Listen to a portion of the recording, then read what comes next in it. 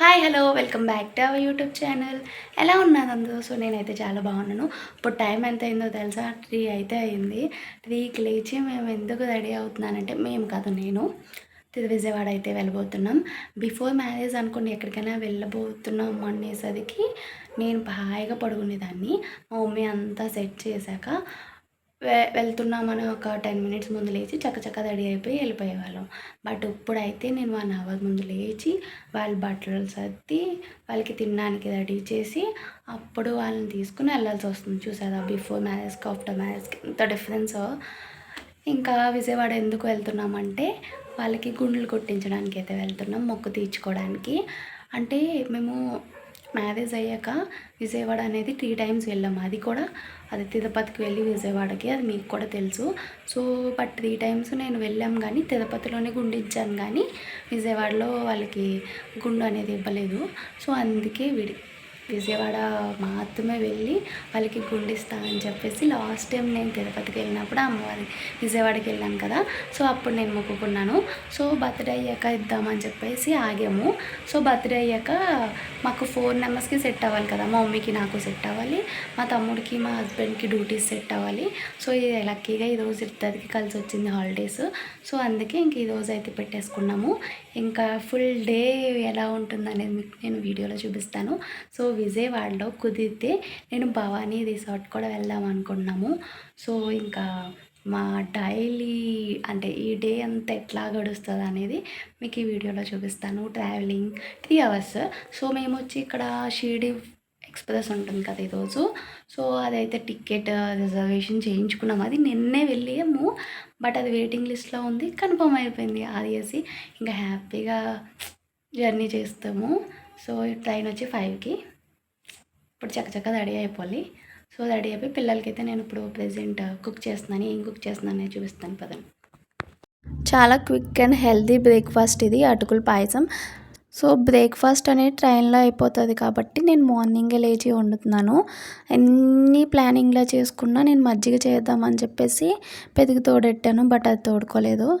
ఇంకా breakfast box ready చేసేసి ఇక్కడ చాకోస్ అనేది పెడుతున్నాను. ఒకవేళ ఆఫ్టర్నూన్ టైంలో కానీ ఈవినింగ్ కానీ స్నాక్గా పనికొస్తుంది అని చెప్పేసి అక్కడైనా పాలు తీసుకుని పిల్లలకి ఫీడ్ చేసేద్దాము అని చెప్పేసి, ఒకవేళ బయట ఏమీ వాళ్ళు యాక్సెప్ట్ చేయలేదు తినకపోతే అనదర్ ఛాన్స్గా ఇదైతే పెట్టుకున్నాను. సో ఇంకా నేను ఒకరిది వ్లాగ్ చూశాను. ఆ వ్లాగ్లో ఇలా హుండీ పెట్టుకుని అది ఏదైనా మనం ఎక్కడికైనా వెళ్ళాలి అంటే పుణ్యక్షేత్రాలు అక్కడికి వెళ్ళినప్పుడు అది బ్రేక్ చేసి ఆ మనీతో వెళ్తే చాలా బాగుంటుంది అని చెప్పేసి, సో ఆ వీడియో అది చూసినప్పుడు నాకు చాలా బాగా నచ్చింది. అలాగే నేను లాస్ట్ టైం తీర్థాలకు వెళ్ళినప్పుడు అక్కడ ఈ హుండీ తీసుకుని దేవుడి దగ్గర పెట్టుకున్నాను.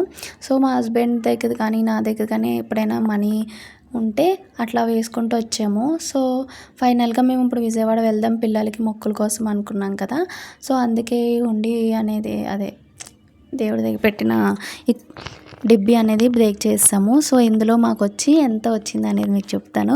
ఫస్ట్ ఈ ఐడియా అయితే చాలా బాగుంది. నెక్స్ట్ మళ్ళీ నేను కొట్టి పెడతాను. మేము నెక్స్ట్ షిరిడీకి వెళ్దాం అనుకుంటున్నాము దానికోసము. సో ఇందులో చూసారు కదా మాకు ఎంత ఉంది అంటే 2000 అయితే ఉంది. సో మేము ఇంకా ట్రైన్కి అయితే వచ్చేసాము. పోర్ట్లో స్టార్ట్ అవుతుంది కాబట్టి పెద్దగా క్రౌడ్ లేదు. ఇప్పుడు ఇక్కడ నుంచే స్టార్టింగ్ ట్రైన్ కాబట్టి ట్రైన్ అంతా ఖాళీగా ఉంది. మా బుడతలు ఇద్దరు ఏం చేశారు చెప్పనా, నైట్ ఏమో లేట్గా పడుకున్నారు. నేను అనుకోవడం ఏమనుకున్నానంటే ట్రైన్లో పడుకునే ఉంటారు, మేము వెళ్ళినప్పుడు కూడా ఎత్తుకునే తీసుకెళ్ళిపోతాం కాబట్టి అసలు లేవదు, హ్యాపీగా మేము కూడా రిజర్వేషనే కాబట్టి పడుకుని పోదాము. సో వాళ్ళు 8కి ఎప్పుడో లేస్తారు, లేచాక బ్రేక్ఫాస్ట్ పెట్టేసి ఇంకా మేము వెళ్ళిపోదాం అనుకున్నాం. కానీ మా ప్లాన్ అంతా తారుమారు అయిపోయింది.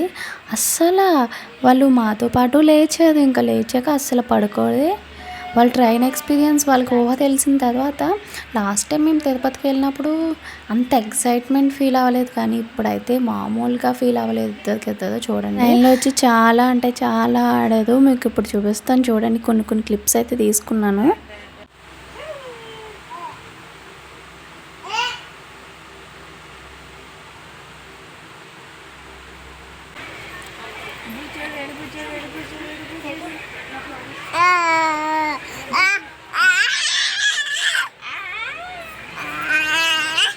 ఇంకా ఇలా కాదని చెప్పి యాక్టివిటీస్ అయితే తీసుకొచ్చాను, అవి చేయిస్తున్నాను.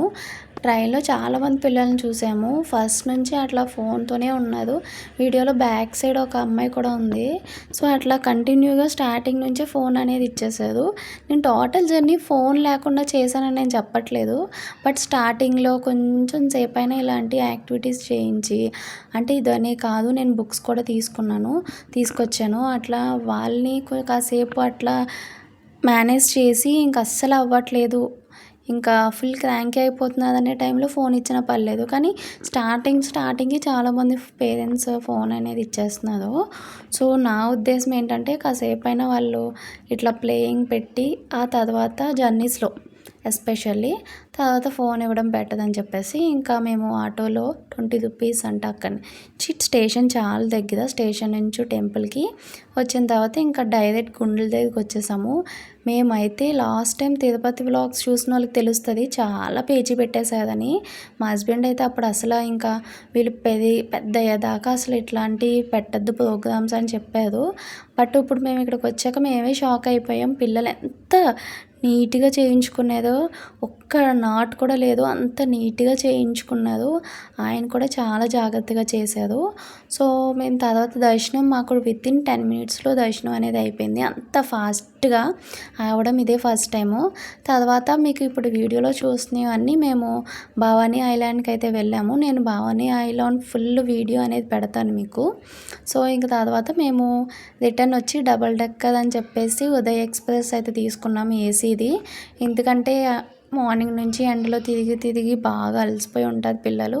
ఇంకా ఏసీ కంపల్సరీ ఉండాలి అని చెప్పి ఈ ట్రైన్ మీద అయితే వచ్చేసాం. దారి పొడుగునా ఇంకొచ్చినవన్నీ కొనుక్కుంటూ తింటూ అస్సలు ఎక్కడ అలసిపోలేదు పిల్లలు కానీ మేము కానీ. క్రాంకీ అస్సలు అవ్వలేదు.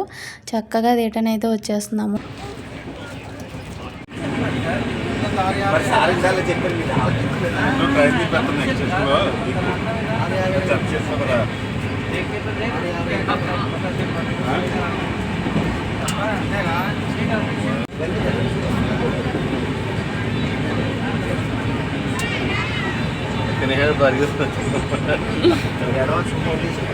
మళ్ళీ అనొద్దు.